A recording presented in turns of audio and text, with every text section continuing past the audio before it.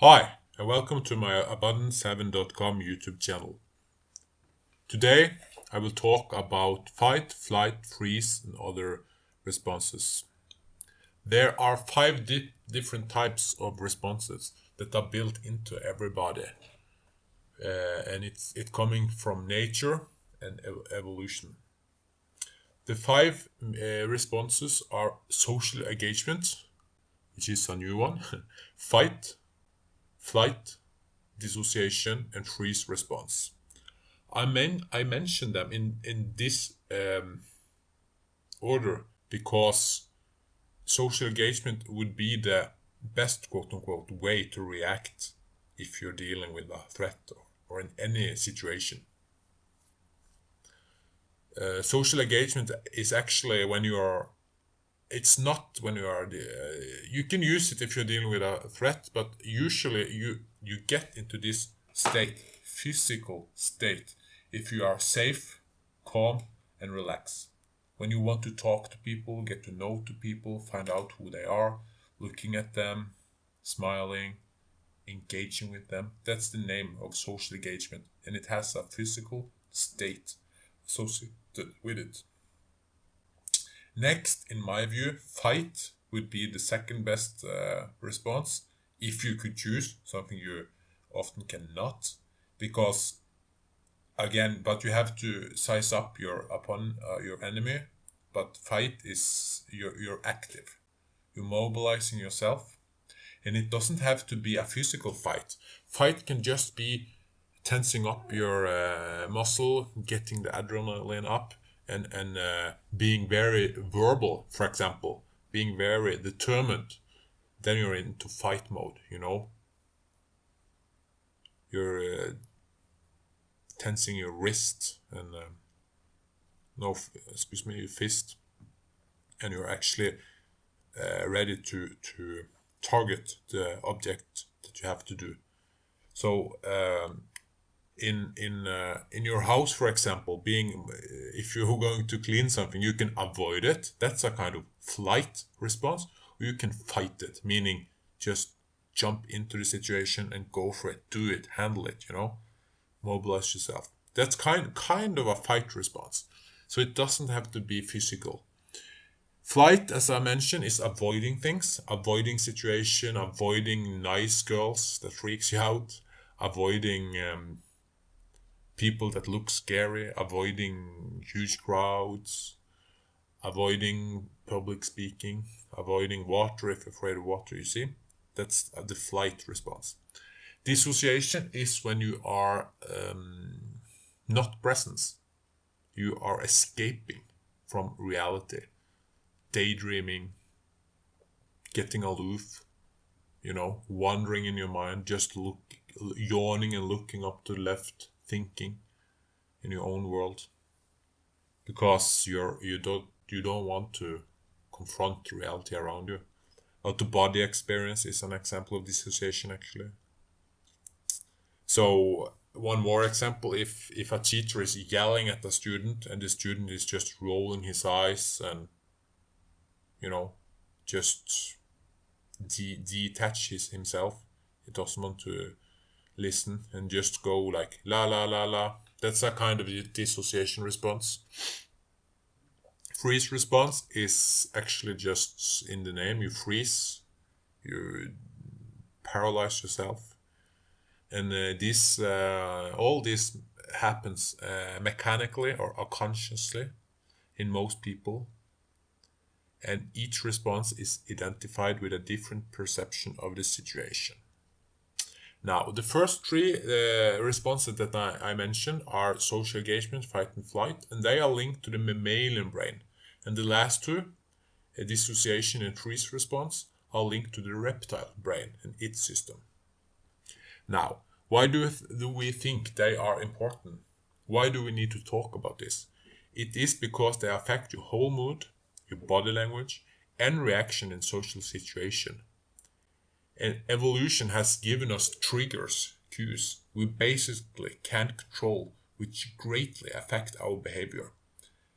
And this behavior is not always optimal. the respect you receive from people or the attraction you experience from the opposite sex, for example, can result from this behavior that you are showing. Fortunately, most people feel they want to be free and control their own responses instead of being ruled by something built in from evolution, right? Most of us want to choose how to react. That's our wish, our desire. So this gives us hope. Now, your thoughts, your worldview may also be linked to these responses. It is a complex theme. It really is. But to give you an example, it is possible to use cognitive therapy on situation you have experienced to change the triggers, to change the cues. So your belief about certain people, events, and situation can be changed with cognitive therapy, and therefore your responses and instinct will change. Okay? So first there is an event. Something happens in the outer reality. Then you have some ideas about it. And those ideas, those perceptions, turns into a reaction, a response, a behavior. Right? Fight, flight, freeze, for example.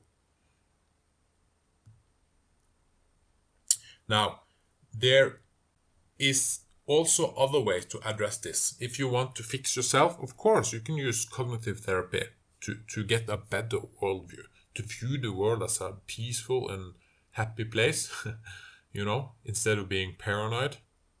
The picture, when I think about the person who is paranoid, I imagine a person who is very afraid, who just scared very easily and just thinks the worst about everybody, thinks the worst about every situation. Of course he will get triggered, because that's how the mind-body complex works. Your thoughts affect your reactions. So change your thoughts, change your reactions. But there is also something called bodily oriented therapy. For example, TRE, trauma release exercise, that can directly address the physical body, because stress in the outer world, bad experiences, yelling, bullying, criticism, and so on, it gets stored or saved into the body as tension. And the tension can be released with body-oriented therapy, like theory. But this is something I will talk more about in another video. So be patient about that. Okay, the different types of instinct and responses. I have already mentioned these briefly, but I will mention them more deeply here. So, social engagement. This state or mood is about interacting with other people. It comes when you see people in their eyes and you handshake themselves, and you are trying to learn everything that there is to learn about a new person. You ask him questions about who he is and what he are doing, and you are trying to engage in their lives, the new people you are getting to know. And when the other person does this thing, the same thing back, this is called, often in layman terms, socialization or chemistry, and is the optimal condition you can be in. To get in this state, you simply have to do as the name implies and engage others socially. It gives a very good feeling and a good mood. Unfortunately, earlier trauma can tilt you out of this condition. So that's one good reason to release all bad past events, because you want to feel good as much as possible by being a lot in social engagement. Okay? That's just as a side note. Many people who choose to drink alcohol and party, they do it because they want to get in this state, social engagement, right? But it is possible to get in this state without the use of alcohol.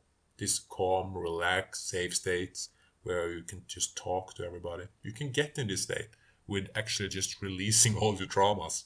So drinking alcohol is kind of like cheating. And by the way, not the healthiest way to go around this, just to mention.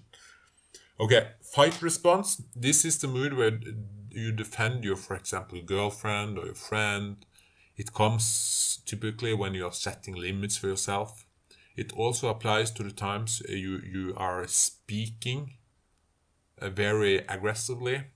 For example, if you attack someone verbally or you become territorial, then you are in the fight mood.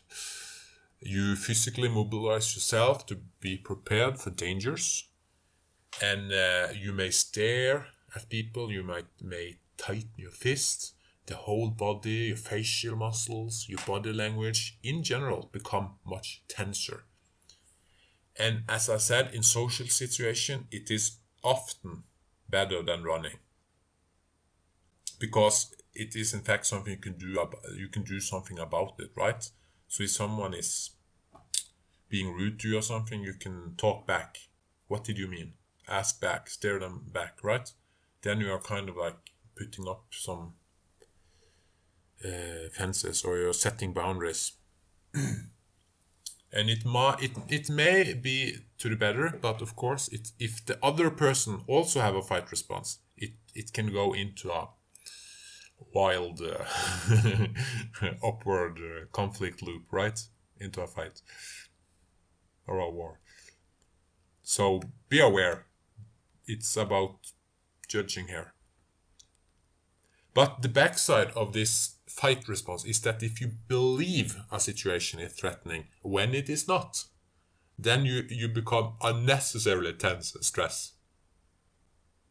And that's unfortunately, and many people are like that actually, and they are being controlled by evolutionary responses and mechanisms because they believe there is a threat when there is not.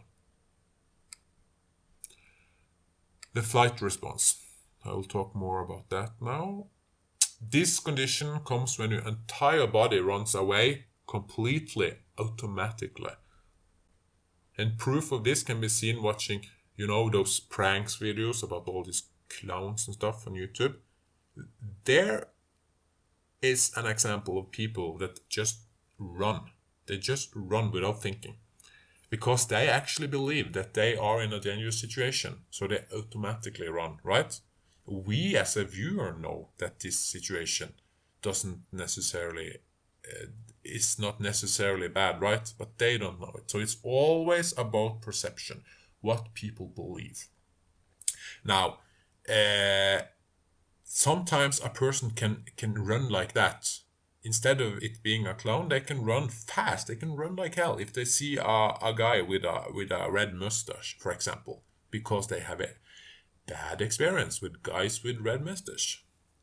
Or if they see a person wearing, I don't know, that are dressed in black, they run like hell. Man in black. Bad experience. Just having a little fun here. So it can happen in all areas. People just run and avoid things they perceive as threatening. Dissociation, I've mentioned this, but I can mention it more briefly, or deeply, I mean. It's actually something that is not too much discussed, dissociation. And like the freeze response, it is triggered by the reptile brain. It comes in forms like daydreaming, and like I said, when you are not listening, when parents, for example, correct you. When you are, quote-unquote, blocking everything out. Lying in bed, for example, may trigger the freeze response. Another example may be victims, and this happens sometimes, who are exposed to assault. They slide into an out-of-body condition. When the assault happens, they go out of body because they don't want to be in their body when this assault happens. It's very strange. Responses trauma can give you are, for example, a lot of strange nightmares. Strange nightmares is typical dissociation response. One last type of response I will mention is the empty look. You're just staring emptily into the air. And some war veterans have this. It's called the empty look there. Yeah. I have, by the way, another video where I explain to the listener how to control nightmares. So there's always hope. Lastly, the freeze response. This response is also used in a daily language. Such you say, I just completely froze. That's something you say. When I heard him tell me those stories, I just completely freeze. So our states, our moods, our feelings, our bodily responses are often reflected in our language. That's cool to be aware of. People can freeze if they feel or think they are at a risk. Same with the other responses.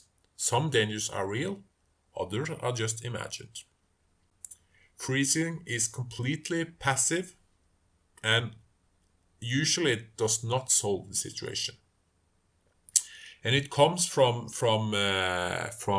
lizards and reptiles. Have you seen that? When they just freeze, they stop up. And in nature, they hope, quote unquote, that no one will see them. So if a danger is around, they just freeze, so they won't be noticed. So that the killer animal won't jump them. The killer animal won't attack them because it doesn't notice, Moving around will actually make the predator aware of its prey, right? So this is why the freeze response happens. It comes from nature. Now we have a framework or a background to understand it.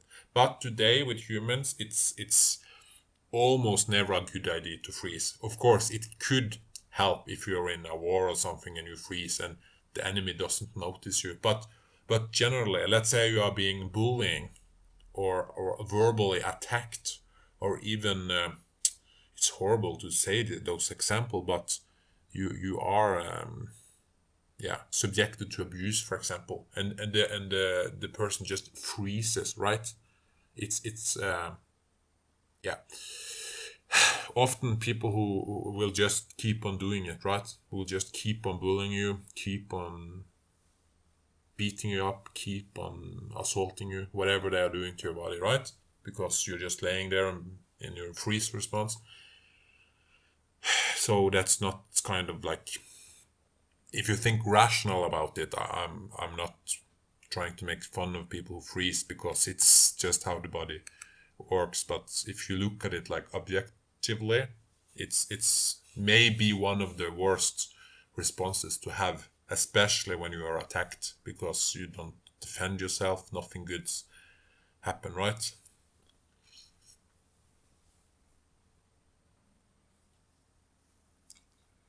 So